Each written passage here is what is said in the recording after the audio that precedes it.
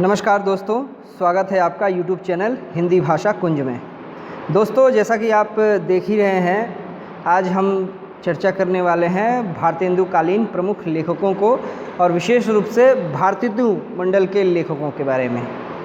दोस्तों, भारतीय नवजागरण की जो चेतना है, उस चेतना को हिंदी साहित्य में सर्वप्रथम समग्र रूप में प्रतिबिंबित करने का श्रेय भारतेंदु हरिश्चंद्र को जाता है और उनके मंडल के लेखकों को जाता है। हालांकि भारतेंदु मंडल के बाहर भी बहुत से लेखक थे जो बहुत ही महत्वपूर्ण योगदान देते हैं इस युग की चेतना के निर्माण में, किंतु केंद्रीय भूमिका भारतेंदु और उनके मंडल की रही है। सामाजिक और साहित्यिक जो प्रवृत्तियां हैं, जो विशेषताएं हैं और देश को लेकर के भारतेंदु युगीन लेखकों में जितनी गहरी चिंता, सक्रियता और संघर्ष दिखाई पड़ता है, उसके आधार पर रामविलास शर्मा जो हैं उचित ही कहते हैं कि वास्तव में ऐसा सजीव और चेतन युग एक बार ही आया है। यानी ये जो युग है भारतेंदु मंडल का युग, सामाजिक दृष्टि से, साहित्यिक दृष्टि से या तत्कालीन परिस्थितियों की दृष्टि से जितना सजग रहा, जागरूक रहा, जितना सक्रिय रहा, उतना जो है कभी हमें देखने को नहीं मिला। तो भारतेंदु हरिश्चंद्र और उनके जो मंडल के प्रमुख लेखक हैं, उनका संक्षिप्त परिचय आज हम देखने वाले हैं। तो चलिए हम लोग देखते हैं। दोस्तों, सबसे पहले तो भारतेंदु हरिश्चंद्र की बात हम करें। दोस्तों, हिंदी गद्य के प्रवर्तक माने जाते हैं भारतेंदु हरिश्चंद्र। हिंदी गद्य का प्रवर्तन उन्होंने किया। उन्होंने कविता और गद्य की सभी विधाओं में प्रचुर रचनाएं की हैं। उनकी कविताओं में एक तरफ हमें भक्ति और रीति निरूपण की परंपरा के अवशेष मिलते हैं, यानी जिस तरह से भक्ति काल में, रीति काल में रचनाएं होती थीं, भक्ति काल में जो है भक्ति की जो परंपरा थी उसका निर्वहन किया है उन्होंने, और उसी प्रकार रीतिकालीन जो परंपराएं हैं, जो श्रृंगारिक रचनाएं हैं या जो रूढ़ी का पालन करने वाली रचनाएं हैं, उसका भी उन्होंने अनुसरण किया है। किंतु साथ ही साथ युगानुकूल कविताएं जो हैं उनकी, उस समय के तत्कालीन प्रभाव के कारण जो कविताएं हैं वे राष्ट्रीयता भाव की प्रेरणा भूमि हैं। हमारे देश में जो राष्ट्रीयता विकसित हुई आधुनिक काल में जाकर, इससे पहले हमारे देश में राष्ट्रीयता का अभाव था। जो चतुर्दिक राष्ट्रीयता विकसित हुई उसकी प्रेरणा भूमि का निर्माण किया है भारतेंदु हरिश्चंद्र ने। सामाजिक कविताओं में एक तरफ सुधारवादी मनोवृत्ति दिखती है हमें, तो वहीं स्वदेशी भावना और विदेशी शासन के प्रति हास्यपूर्ण जो है व्यंग व्यक्त हुए हैं। तो भारतेंदु हरिश्चंद्र जो हैं, उनकी विशेष रुचि जो थी वो गद्य में थी, और गद्य में जो है उनका काम अभूतपूर्व रहा है, जिसमें नाटक हैं, निबंध हैं, पत्रकारिता हैं। इनके उन्नयन में भारतेंदु की विशेष रुचि थी। भारतेंदु हरिश्चंद्र ने जो आधुनिक गद्य विधाओं में रचना की, उनमें नाटक जो है वो तो प्राचीन विधा है। संस्कृत में भी नाटक लिखे जाते रहे हैं, किंतु कहानी और उपन्यास की जो विधा है ये वास्तव में उस वक्त जो है बांग्ला साहित्य है उससे प्रभावित रही है। हाँ, किंतु निबंध जो रहा है, निबंध ये हिंदी की अपनी चीज़ है। भारतेंदु ने इसके विकास में बहुत ही महत्वपूर्ण योगदान दिया है। तो रही बात उनके नाटकों की, तो नाटकों के अंतर्गत जो है उन्होंने लगभग 17 नाटक प्रहसन लिखे हैं, जिनमें अंधेर नगरी, वैदिकी हिंसा, हिंसा न भवती और भारत दुर्दशा जो है ये बहुत विशेष रूप से उल्लेखनीय है। ये 3 नाटक भारतेंदु के जो नाटक हैं, उन नाटकों में तत्कालीन सामाजिक चेतना, राष्ट्रीय चेतना की गहरी पकड़ दिखाई पड़ती है। भारतेंदु को नाटक में अभिनय करने की भी जो है विशेष रुचि थी, उनको अभिनय का भी शौक़ था। इसके अलावा उन्होंने बहुत सारी नाट्य मंडलियाँ उसकी भी स्थापना की, और न केवल स्थापना की बल्कि बहुत सी नाट्य मंडलियों को उन्होंने संरक्षण भी दिया। और पाश्चात्य शैली में जो है ट्रेजेडी जो नाटक है, ड्रामा, ट्रेजेडी दुखांत नाटकों की रचना जो है सर्वप्रथम हिंदी में भारतेंदु ने ही की है। ठीक है, तो ये एक बहुत ही विशिष्ट बात है। अगर पत्रकार के रूप में हम भारतेंदु हरिश्चंद्र को देखें तो भारतेंदु ने जो है 3 पत्रिकाओं का प्रकाशन संपादन किया। सबसे पहले आती है कवि वचन सुधा, कवि वचन सुधा, उसके बाद हरिश्चंद्र मैगज़ीन जिसका नाम बदलकर बाद में हरिश्चंद्र चंद्रिका हो गया, फिर है बाल बोधनी। ये 3 पत्रिकाएं जो हैं भारतेंदु ने प्रकाशित और संपादित की हैं। तो कवि वचन सुधा जो है, कवि वचन सुधा में जो विषय था वो विषय सीमित था, एक आध गिने चुने विषयों को लेकर के इस पत्रिका में सामग्री प्रकाशित होती थी। किंतु हरिश्चंद्र मैगज़ीन को उन्होंने तत्कालीन राष्ट्रीय और सामाजिक चेतना का वाहक बनाया। इसमें विषय की प्रचुरता थी, इसमें जो है न केवल साहित्यिक जो चीज़ें हैं बल्कि उस तत्कालीन जो है अंग्रेज़ी साम्राज्य के दुष्प्रभावों का भी विवेचन विश्लेषण किया जाता था। इसीलिए हरिश्चंद्र जी ने इस मैगज़ीन हरिश्चंद्र मैगज़ीन के प्रकाशन वर्ष से ही उन्होंने कहा था, ये है आपका 1876 में उन्होंने कहा था हिंदी नए चाल में ढली, यानी हिंदी का जो ताज़ा तरीन रूप भारतेंदु हरिश्चंद्र जो निर्मित कर रहे थे वो हिंदी जो वर्तमान आधुनिक हिंदी जो है, आधुनिक हिंदी की जननी एक तरह से कह सकते हैं हम, तो उसके निर्माण में भारतेंदु हरिश्चंद्र ने हरिश्चंद्र मैगज़ीन के मार्फत बहुत ही योगदान दिया और अपनी रचनाओं के मार्फत। इसके बाद जो बाल बोधनी जो पत्रिका है ये विशेषतः बच्चों के लिए उन्होंने निकाली थी, बाल साहित्य इसमें प्रकाशित होता था।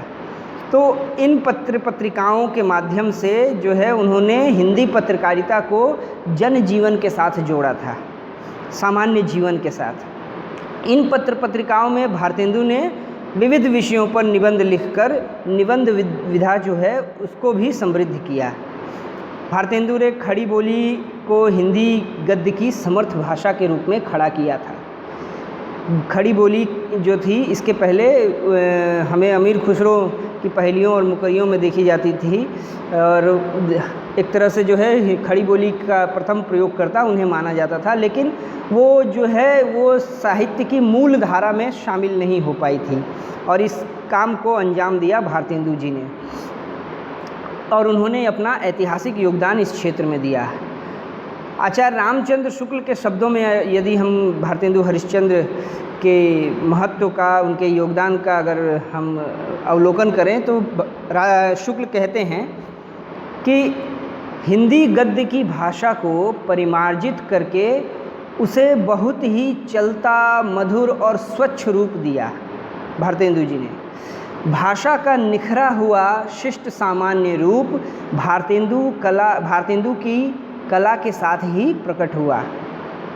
तो ये आचार्य शुक्ल का मत है भारतेंदु की कला के विषय में, उनके साहित्य के विषय में। और डॉक्टर बच्चन सिंह तो भारतेंदु कालीन जो गद्य है, भारतेंदु युगीन गद्य, उसको हंसमुख गद्य की संज्ञा दी है, यानी ऐसा गद्य जो उल्लास से भरा हुआ है। भारतेंदु जो थे अपने युग की उपज थे, इसलिए भारतेंदु के भीतर जो है कई आलोचकों ने अंतर्विरोधों को ढूंढा है, कई अंतर्विरोध उनके भीतर दिखाई पड़ते हैं। और एक तरह से अगर कहा जाए तो भारतेंदु हरिश्चंद्र जो थे वो अंतर्विरोधों के आगार थे। और इस संबंध में डॉक्टर बच्चन सिंह का कथन जो है वो बहुत ही उल्लेखनीय है। वो कहते हैं, उनका कोटेशन है, वे विशिष्ट भी थे, वे यानी भारतेंदु, वे विशिष्ट भी थे और सामान्य भी, राजभक्त भी थे, देशभक्त भी, सनातनी वैष्णव भी, आडंबर विरोधी भी, कर्मकांड के समर्थक भी, ईश्वरवादी और निरीश्वरवादी भी, परंपरावादी भी थे और आधुनिक भी। तो ये आप देख रहे हैं कि यहाँ जो है दो विरोधी चीज़ें हैं, एक तरफ आधुनिक होना है तो दूसरी तरफ परंपरावादी भी होना है। एक तरफ ईश्वरवादी, ईश्वर में आस्था रखने वाले, दूसरी तरफ निरीश्वरवादी यानी ईश्वर में आस्था नहीं रखने वाले। एक तरफ जो है आडंबर का विरोधी हैं वो एक तरफ, दूसरी तरफ जो है कर्मकांड के समर्थक भी हैं। तो ये जो है दोहरी जो मनः स्थिति है, ये भारतेंदु में सर्वत्र हमें दिखाई पड़ती है। और वस्तुतः यदि देखें हम तो ये भारतेंदु के अंतर्विरोध नहीं हैं, ये उनके युग के अंतर्विरोध हैं। वो युग ही ऐसा था जिसमें अंतर्विरोधों में लोग जीते थे। आधुनिकता का नवीन आगमन हो रहा था, आधुनिकता प्रवेश कर रही थी, और विशेषकर हिंदी प्रदेश में आधुनिकता का प्रवेश भारतेंदु से माना जाता है। तो जब कोई नई चीज़ आती है तो उसके विषय में जो है मार्ग स्पष्ट नहीं होता, कई भ्रम होते हैं, संदेह होते हैं। पुरानी जो परंपरा है उस परंपरा से जो जुड़ाव है वो एकदम से ख़त्म नहीं हो जाता। तो इस कारण से ये जो भारतेंदु के अंतर्विरोध जो आलोचकों ने रेखांकित किए हैं, ये अंतर्विरोध वास्तव में उनके युग के अंतर्विरोध थे। इसके अलावा एक विशेष अंतर्विरोध की चर्चा मैं करूंगा। इसकी चर्चा विशेष रूप से होती है हिंदी साहित्य में जब हम भारतेंदु युग के बारे में पढ़ते हैं। वह है कि भारतेंदु गद्य में खड़ी बोली के समर्थक थे, गद्य की भाषा के रूप में खड़ी बोली के वो समर्थक थे, किंतु काव्य भाषा के रूप में उन्होंने ब्रज भाषा को प्रेफरेंस दिया, पसंद किया उसको। ऐसा नहीं है कि उन्होंने खड़ी बोली में कविताएं नहीं लिखी, कई कविताएं उन्होंने लिखी हैं, लेकिन उन कविताओं के विषय में उनका अपना ही मत जो है वो बिल्कुल नकारात्मक है। वो कविताओं का उदाहरण देते हैं अपनी ही कविताओं का और कहते हैं कि ये कविता जो है खड़ी बोली में ठीक नहीं हो पाई है, अच्छी नहीं बन पड़ी है। किंतु उन्होंने खड़ी बोली में कविताएं जो हैं उस रूप में उतनी जो है समर्थ कविताएं नहीं लिखी, उन्होंने नहीं लिख पाए वो। इस कारण से खड़ी बोली को खारिज कर देना जो है ये ठीक नहीं था। लेकिन चूँकि उस युग में अस्पष्टता बहुत थी और द्वंद्व भी काफ़ी थे, इस कारण से भारतेंदु ने जो है कविता भाषा के रूप में ब्रज भाषा को पसंद किया। आगे चलकर तो इसमें जो है एक तरह से बहुत भयंकर विवाद भी रहा कि कविता की भाषा ब्रज भाषा हो या खड़ी बोली हो, इसको लेकर के काफ़ी विवाद रहा। तो इस विवाद के अंतर्गत जो हैं मुकुटधर पांडे या काशी प्रसाद खत्री जो हैं वो खड़ी बोली का समर्थन करते थे कि खड़ी बोली में काव्य रचना अब होनी चाहिए, क्योंकि आम जनता की जो भाषा थी वो खड़ी बोली थी। ब्रज भाषा जो थी वो एक सीमित क्षेत्र में बोली जाती थी, जबकि खड़ी बोली का प्रयोग बहुत विशाल क्षेत्र में होता था। लेकिन भारतेंदु जो थे या उनके और जो दूसरे सहयोगी प्रताप नारायण मिश्र वगैरह जो थे, ये जो थे वो कविता की भाषा के रूप में ब्रज भाषा को पसंद करते थे। ठीक है, तो ये जो है हमें देखने को मिलता है भारतेंदु में अंतर्विरोध। ठीक है, तो आइए अब हम आगे बढ़ते हैं अगले लेखक की ओर, भारतेंदु मंडल के। भारतेंदु मंडल के अगले लेखक जो हैं वे हैं बालकृष्ण भट्ट। तो भारतेंदु मंडल में बालकृष्ण भट्ट का जो है विशिष्ट स्थान है पत्रकार और निबंधकार के रूप में। ये एक पत्रकार और निबंधकार के रूप में विशिष्ट स्थान रखते हैं भारतेंदु मंडल में। और आचार्य रामचंद्र शुक्ल ने तो इनको हिंदी का एडिशन तक कह दिया था। बालकृष्ण भट्ट को हिंदी का एडिशन जो है पश्चिम जो है अंग्रेज़ी साहित्य के एक बहुत बड़े विद्वान थे, तो उनसे तुलना की है। बालकृष्ण भट्ट जो हैं इनके निबंधों की जो शैली है वो आत्मव्यंजक है, यानी अपने स्वयं की व्यंजना करना, खुद के बारे में लिखना, खुद के मार्फत जो है वो चीज़ों के ऊपर प्रकाश डालते थे। व्यक्तित्व प्रधान कलात्मक शैली के निबंधों का सूत्रपात जो है वो बालकृष्ण भट्ट जी ने ही किया, उनके ही निबंधों से हुआ है व्यक्तित्व प्रधान और आत्मव्यंजक निबंध। ये शुरुआत बालकृष्ण भट्ट जी ने की थी। बालकृष्ण भट्ट जी को व्यवहारिक आलोचना का भी प्रवर्तक माना जाता है। व्यवहारिक आलोचना के दो प्रकार होते हैं, एक सैद्धांतिक आलोचना, दूसरी व्यवहारिक आलोचना, जिसमें व्यवहारिक आलोचना को ज़्यादा महत्व दिया जाता है। सैद्धांतिक आलोचना में क्या है, सिद्धांत विवेचन होता है, किंतु व्यवहारिक आलोचना जो है वो जन सामान्य से ज़्यादा जुड़ती है। तो व्यवहारिक आलोचना का प्रवर्तक बालकृष्ण भट्ट को माना जाता है। और इनके जो आलोचना शैली है, उनकी आलोचना शैली की विशेषता की बात करें तो सतर्क, सजग एवं प्रगतिवादी दृष्टि, ये रही है इनकी आलोचना शैली की प्रमुख विशेषताएं। यानी इनकी आलोचना में सतर्कता हमें देखने को मिलती है, सजगता देखने को मिलती है और प्रगतिवादी दृष्टिकोण हमें देखने को मिलता है। प्रगतिवाद जिसका चलन जो है 20वीं सदी में बाद में जाकर हुआ, उसकी शुरुआत 19वीं सदी के उत्तरार्ध में बालकृष्ण भट्ट पहले ही कर चुके थे। बालकृष्ण भट्ट जी ने नाटकों और उपन्यासों की भी रचना की। इनके बहुत ही प्रसिद्ध उपन्यास हैं नूतन ब्रह्मचारी और 100 अजान 1 सुजान। ये जो दो हैं उपन्यास, ये बहुत ही प्रसिद्ध उपन्यास रहे हैं। इसके अलावा उनका एक उल्लेखनीय नाटक भी है जिसका नाम है आचार विडंबन। आचार विडंबन नाटक इनका बहुत ही उल्लेखनीय नाटक है। तो दोस्तों, बालकृष्ण भट्ट की कीर्ति का जो आधार है, उनकी जो कीर्ति फैली, जो यश फैला, जिसमें उनका ऐतिहासिक योगदान है, वह है हिंदी पत्रकारिता। हिंदी पत्रकारिता में उन्होंने ऐतिहासिक योगदान दिया।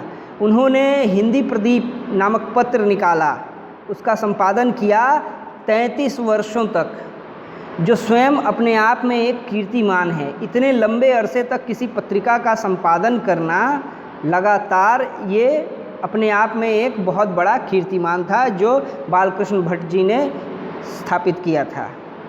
पत्रकार के रूप में बालकृष्ण भट्ट जी जो थे वो अत्यंत दृढ़, आत्मसम्मानी और कर्मठ व्यक्ति थे। एकदम दृढ़ मत था उनका। उनको उनके मत से जो है हिला पाना, हटा पाना ये आसान नहीं था। वो एकदम दृढ़ संकल्प उनका था। आत्मसम्मान की भावना बहुत प्रबल थी और साथ ही साथ बहुत ही कर्मठ थे, बहुत परिश्रमी थे। लगातार वे आर्थिक समस्याओं से जूझते रहे। वो दौर तो ऐसा दौर नहीं था कि जो है अच्छे पैसे मिलते थे। पत्र पत्रिकाएं निकालना जो है ये जोखिम भरा काम था, न केवल आर्थिक रूप से वरन जो है राजनीतिक रूप से भी ये बहुत ही जोखिम भरा काम था, क्योंकि उस वक्त अंग्रेज़ी राज चल रहा था और अगर अंग्रेज़ी राज की बुराई की जाए तो पत्रिका पर गाज गिरनी ज़रूरी हो जाती है, यानी अंग्रेज़ जो है इसको बर्दाश्त नहीं करेंगे। लेकिन बावजूद इसके आर्थिक कठिनाइयों से जूझते हुए भी उन्होंने हिंदी प्रदीप का संपादन, प्रकाशन लगातार 33 वर्षों तक जारी रखा, बनाए रखा और उसको सामाजिक सांस्कृतिक चेतना का संवाहक बनाए रखना जो है ये अपने आप में एक बहुत बड़ी बात है। इसलिए बालकृष्ण भट्ट जी जो हैं ये बहुत ही महत्वपूर्ण लेखक हैं भारतेंदु मंडल के, जिनका हिंदी पत्रकारिता में सबसे बड़ा योगदान है। और उनकी जो रचनाएं हैं वो निबंध हो गया या उपन्यास हो गए, इनमें तो है ही योगदान, किंतु सबसे महत्वपूर्ण योगदान उन्होंने हिंदी पत्रकारिता में दिया। दोस्तों, आज जो हिंदी पत्रकारिता या समग्र पत्रकारिता की जो दुर्दशा है, जितनी बुरी हालत में आज हिंदी पत्रकारिता है वैसी कभी नहीं रही। ये बहुत आश्चर्य की बात है कि हिंदी पत्रकारिता अपने जन्म से ही, जब उसका जन्म होता है, जन्म का काल से ही जो है वो इतनी तेजस्वी रही है, किंतु अब प्रौढ़ अवस्था में आकर जो है वो इतनी करप्ट हो गई है कि अब जो है सिर्फ सरकार का गुणगान करने में ही लगी हुई है, जबकि उसका वास्तविक काम है कि सच्ची खबरों को लोगों तक पहुंचाना, जबकि वो जो है सिर्फ सरकारी जो है रवैये को, सरकारी रुझानों को ही वो अब रख रही है। तो ये बहुत ही बुरी हालत है देश की। चलिए अगले हम लेखक की ओर बढ़ते हैं। अगले लेखक हैं प्रताप नारायण मिश्र। दोस्तों, प्रताप नारायण मिश्र को दूसरा भारतेंदु कहा जाता है, यानी भारतेंदु के साथ इनकी बहुत ही समानता है। बहुत सी बातों में ये एकदम समान दिखते हैं।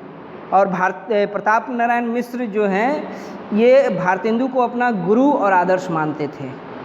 और बहुत ही आश्चर्य की बात है कि गुरु और आदर्श मानकर उन्होंने जिस तरह से भारतेंदु को अपने भीतर घुला मिला लिया, तो बहुत सारी चीज़ें जो हैं वो भारतेंदु के एकदम बिल्कुल समान दिखाई पड़ती हैं। उनके भीतर प्रवृत्तियाँ, जो चीज़ें हैं, इनकी प्रतिभा का जो उत्कर्ष है वो हमें देखने को मिलता है इनके निबंधों में। गंभीर से गंभीर विषयों से लेकर अति सामान्य विषयों पर भी उन्होंने निबंधों की रचना की है। और उनको जो है हिंदी गद्य के जो विशिष्ट शैलीकार के रूप में उनकी ख्याति है। उनके गद्य में जो है हमें देखने को मिलती है सहजता, सिंप्लिसिटी, आत्मीयता, जन सामान्य से जो लगाव है वो दिखाई पड़ता है। भावानुकूल भाषा शैली का वैशिष्ट्य हमें देखने को मिलता है। भाव के अनुकूल जो है भाषा का प्रयोग करते हैं ये। तो भावों के अनुकूल भाषा का प्रयोग कर पाने में समर्थ होना ये अपने आप में एक बहुत बड़े साहित्यकार, एक कलाकार की जो है ये पहचान है। ये उसकी जो है ये आसानी से जो है समझ में आ सकता है कि वो साहित्यकार कितना बड़ा है। प्रताप नारायण मिश्र जी जो हैं, इनके जो हास्य जो व्यंग्यपूर्ण निबंध हैं वे बहुत लोकप्रिय हुए हैं। जिन निबंधों में हास्य और व्यंग्य, जिसको हम कॉमेडी या सटायर कहते हैं, इस तरह की चीज़ें जो हैं इसमें जो है विशेष रूप से वे लोकप्रिय हुए थे। और मिश्र जी के नाटकों में भी जो है उनकी विशेष रुचि थी। मिश्र जी नाटक रचना में विशेष रुचि लेते थे। न केवल इतना बल्कि वे नाटकों के अभिनय में भी विशेष रुचि रखते थे। उनके प्रमुख नाटक हैं कली कौतुक तथा कली प्रभाव और हठी हम्मीर। ये जो 3 नाटक हैं प्रताप नारायण मिश्र के, ये जो है बहुत ही प्रसिद्ध रहे हैं।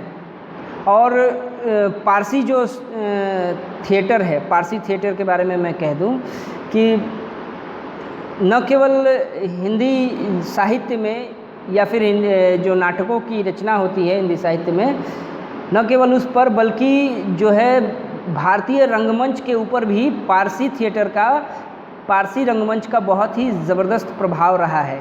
शुरुआती दौर में जो हमारी पहली फिल्म में बनी आलम आरा बोलने वाली फिल्में, उस फिल्म की बात करें या उससे पहले जो मूक फिल्में हुआ करती थीं उसमें भी, या फिर और जो दूसरे रंगमंचीय जो प्रस्तुतियाँ होती थी उसमें पारसी थिएटर का बहुत ही ज़बरदस्त प्रभाव रहा है।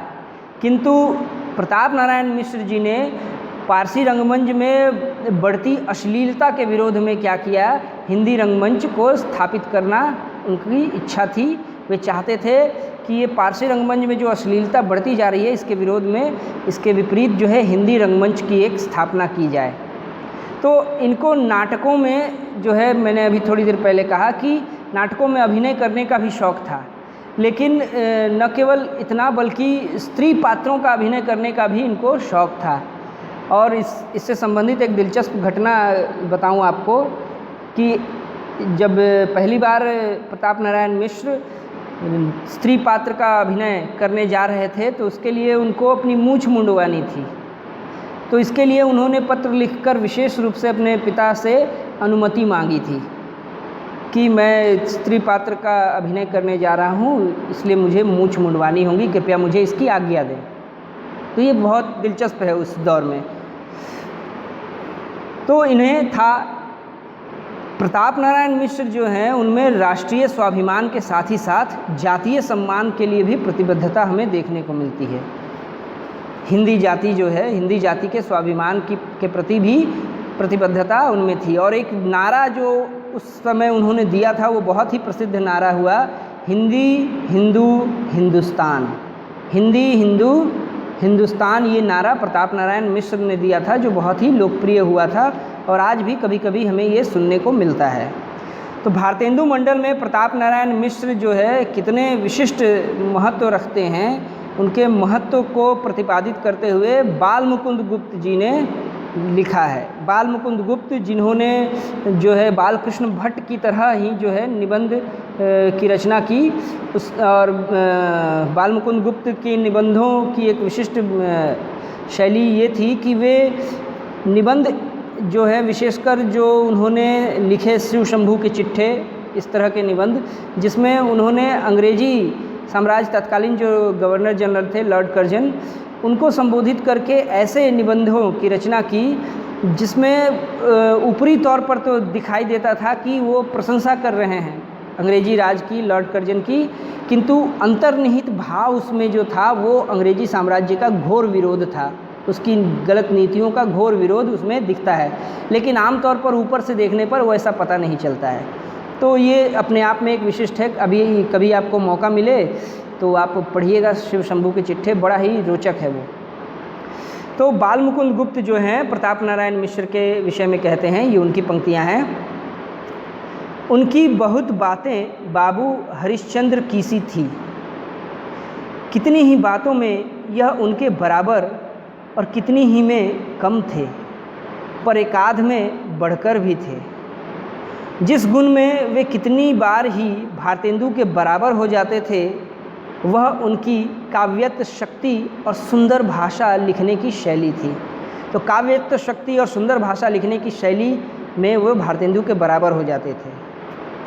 हिंदी गद्य और पद्य लिखने में हरिश्चंद्र जैसे तेज, तीखे और बेधड़क थे। जिस प्रकार हरिश्चंद्र जो थे हिंदी गद्य लिखने में तेजपूर्ण थे, तीखे थे और बेधड़क होकर लिखते थे, प्रताप नारायण भी वैसे ही थे। तो ये बालमुकुंद गुप्त जी का कथन है प्रताप नारायण मिश्र के बारे में।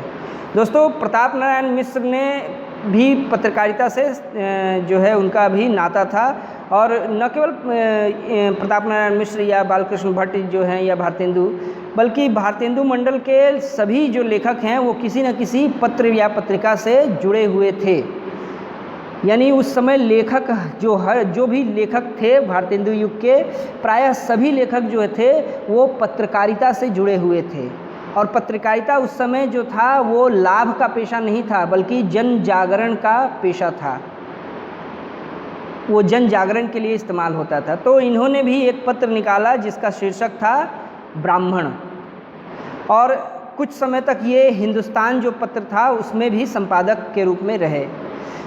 प्रताप नारायण मिश्र ने ब्राह्मण में जो है देश की सामयिक समस्याओं पर तीखे और बिना किसी लाग लपेट के लेख लिखा। जो देश की उस समय की सामयिक समस्याएं थी, 19वीं सदी का उत्तरार्ध, उस समय की समस्याओं पर उन्होंने तीखे और बिना लाग लपेट के जो है लेख लिखे, बने आलोचनाएं की। तो ये हो गए प्रताप नारायण मिश्र। अब आइए हम आगे बढ़ते हैं अगले लेखक की ओर। उपाध्याय बद्री नारायण चौधरी प्रेमघन। प्रेमघन जो है इनका निकनेम है, इनको दिया गया है उपाधि। दोस्तों, जो भारतेंदु मंडल के बहुत ही प्रतिष्ठित लेखक थे प्रेमघन जी, और हिंदी साहित्य के निर्माण में जो है भारतेंदु युगीन हिंदी साहित्य के निर्माण में इनका महत्वपूर्ण योगदान रहा है। मूलतः ये कवि थे। उपाध्याय बद्रीनारायण चौधरी प्रेमघन जी मूलतः कवि थे, और कवित्व तथा सवैया छंद में इन्होंने ब्रज भाषा के अंतर्गत, ब्रज भाषा में ही इन्होंने कवित्व सवैया छंद का प्रयोग करते हुए भक्ति और श्रृंगारिक परंपरा जो है, श्रृंगार जैसी परंपरागत विषयों पर काव्य रचना की। किंतु खड़ी बोली का इनका काव्य जो है वो सामयिक, सामाजिक, सांस्कृतिक चेतना से ओतप्रोत है। अर्थात इन्होंने जो परंपरागत रचनाएं की, भक्तिपूर्ण या श्रृंगारिक रचनाएं, रीतिकालीन रचनाएं जो हैं, उस तरह की जो रचनाएं की, उसके लिए उन्होंने ब्रज भाषा को चुना। किंतु सामयिक, सामाजिक, सांस्कृतिक चेतना जो है, इसको अभिव्यक्त करने के लिए उन्होंने खड़ी बोली का प्रयोग किया। तो ये बहुत ही महत्वपूर्ण बात है। देखिए, सभी लेखक जो हैं भारतेंदु युग के, भारतेंदु मंडल के, उन्होंने जो है ब्रज भाषा में जो है बहुत सहजता के साथ लिखा। खड़ी बोली जो थी उस वक्त जो है वो काव्य भाषा नहीं थी, और एकदम नई नई काव्य की भाषा वो बन रही थी। इसलिए उसमें अभिव्यक्ति जो थी उतनी सबल और सशक्त हो पाना जो था, ये प्रैक्टिकली जो है संभव नहीं था, क्योंकि एक भाषा को साहित्य में स्थान ग्रहण करने में वक्त लगता है। लेकिन उस युग के बहुत से लेखक जो थे वो ये समझ रहे थे कि सामयिक विषयों पर रचनाएं जो हैं वो खड़ी बोली में की जानी ज़रूरी हैं, क्योंकि ये आम जनता की भाषा है, बहुसंख्यक जनता की भाषा है, और इस कारण से बहुसंख्यक जनता तक जो है इन बातों को, विचारों को पहुंचाने के लिए हमें उनकी भाषा को चुनना होगा। हालांकि उस वक्त द्वंद्व भी था जिसकी चर्चा हम कर चुके हैं। ठीक है, तो खड़ी बोली में इन्होंने सामाजिक, सांस्कृतिक जो चेतना है उससे ओतप्रोत कविताएं लिखी, और समस्या पूर्ति जो है उसमें प्रेमघन जी की बहुत ही रुचि थी। समस्या पूर्ति अब क्या है? समस्या पूर्ति में जैसे मान लीजिए एक लाइन दी हुई है, कोई एक काव्य पंक्ति दी है, अब उस काव्य पंक्ति को आधारित करके वो जिस छंद में है, तो वो जिस फॉर्मेट में है, उसी फॉर्मेट का पालन करते हुए एक कविता की रचना करना, ये समस्या पूर्ति होती है। तो इसमें उनकी विशेष रुचि थी, और जीर्ण जनपद नाम से जो है उन्होंने एक प्रबंध काव्य की भी रचना की। ये उनका प्रबंध काव्य है, जीर्ण जनपद।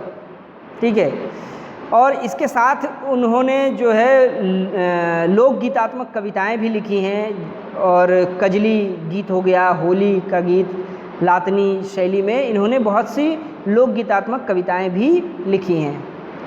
प्रेमघन जो हैं वे वास्तव में जो है विलक्षण शैली के गद्यकार थे।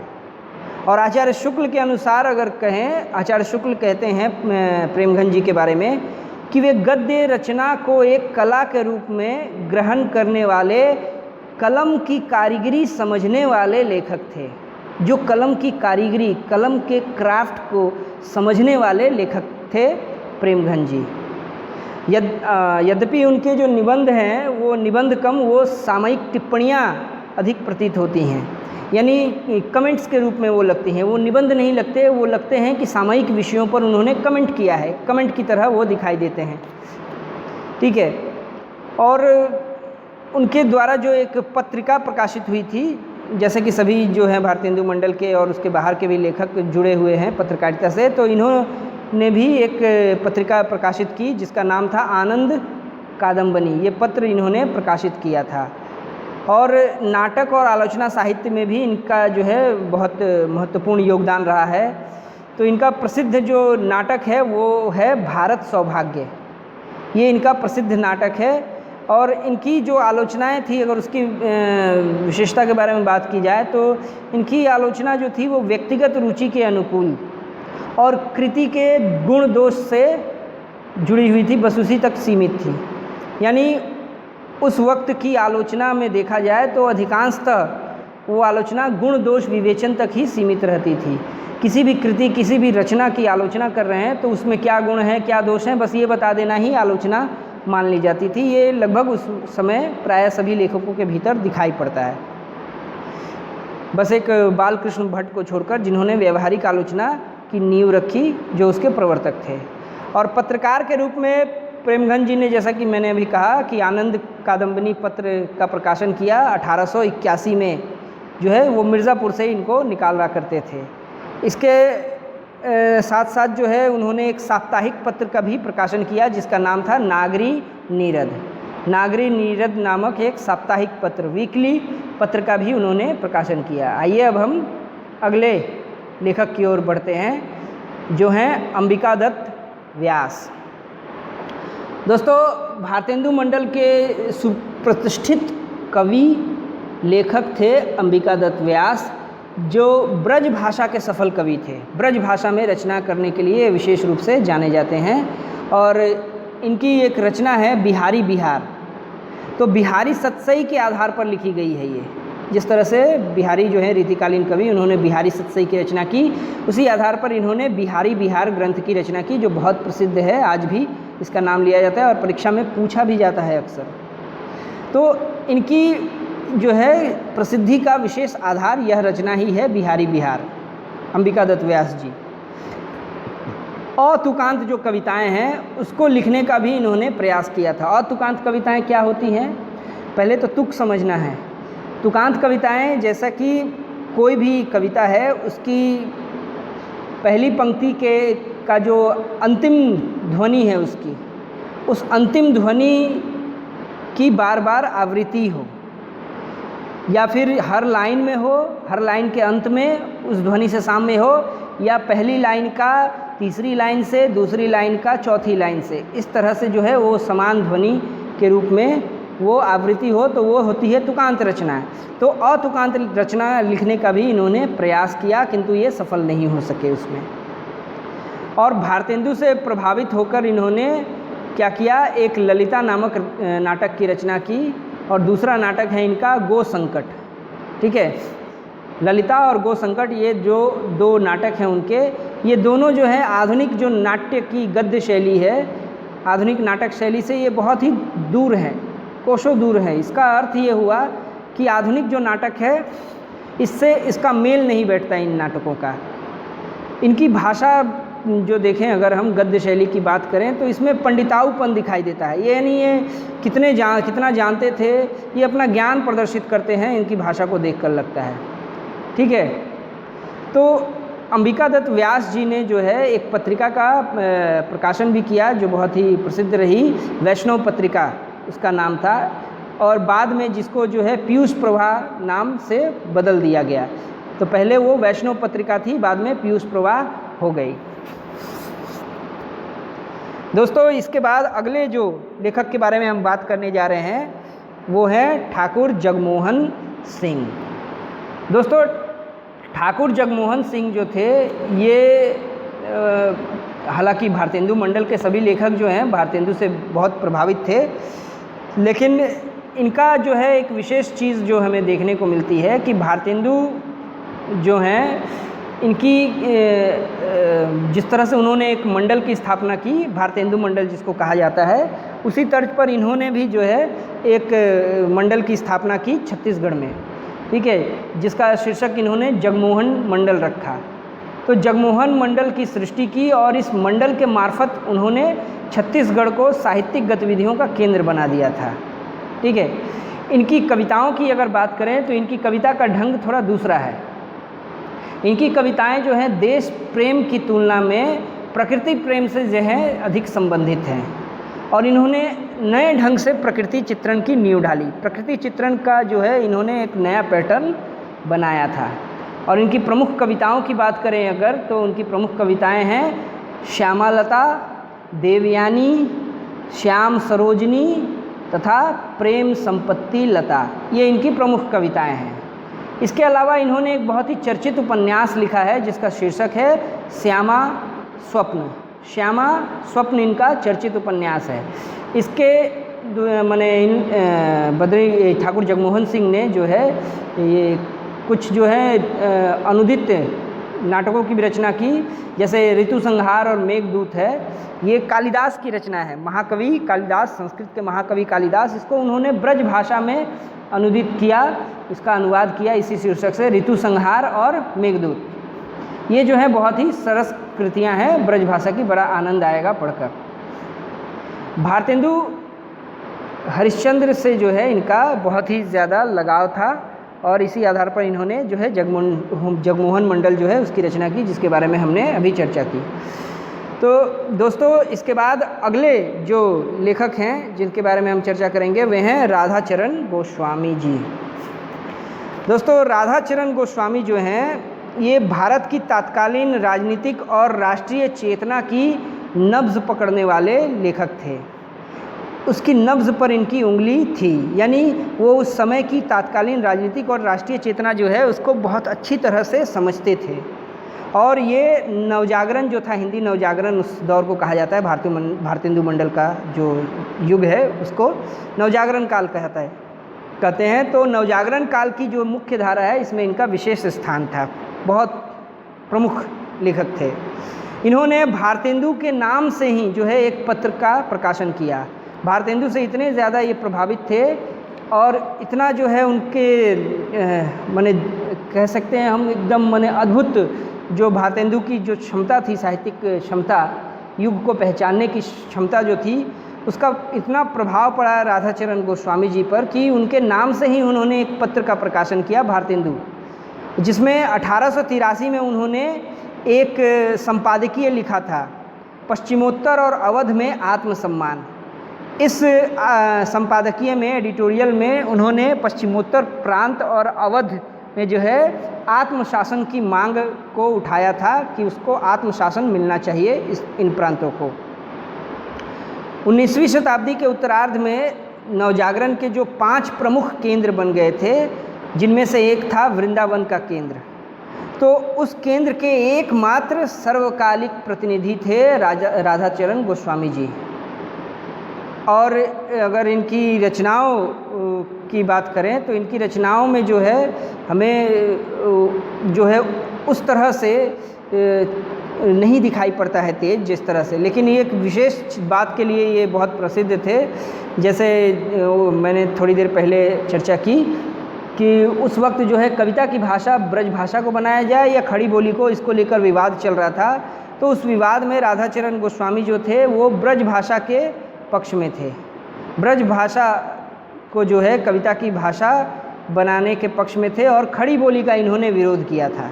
वास्तव में इन्हें एक भय था, उन्हें भय था कि कहीं खड़ी बोली के बहाने उर्दू का प्रचार न हो जाए। कहीं उर्दू का प्रचार न हो जाए जिसके कारण खड़ी बोली क्या है पीछे हो जाएगी, इस तरह का उन्हें भय था। तो दोस्तों ये जो हैं भारतेंदु मंडल के कुछ प्रमुख लेखक हुए। इसके अलावा कुछ और भी प्रमुख लेखक हैं, लेकिन सबकी चर्चा कर पाना संभव नहीं है, वीडियो ऐसा ही लंबा हो जा रहा है। मैं सिर्फ उनके नाम गिना देता हूँ। जैसे हैं बापू जीतराम एक हैं, दूसरे हैं काशी प्रसाद खत्री जिनकी चर्चा हमने की, जो खड़ी बोली के पक्ष में थे कविता की भाषा बनाने में। और तीसरे हैं सुधाकर द्विवेदी, चौथे हैं केशव राम भट्ट और मोहनलाल पंड्या। तो ये जो हैं अन्य प्रमुख लेखक हैं भारतेंदु मंडल के। तो आशा करता हूँ आपको वीडियो पसंद आया होगा। वीडियो पसंद आए तो लाइक कीजिए, दोस्तों के साथ शेयर कीजिए ताकि उन्हें भी जो है अपनी पढ़ाई करने में और सहूलियत हो। और यदि आप मेरे द्वारा जो है हिंदी साहित्य विवेचन को और देखना चाहते हैं तो चैनल को सब्सक्राइब कीजिए। धन्यवाद।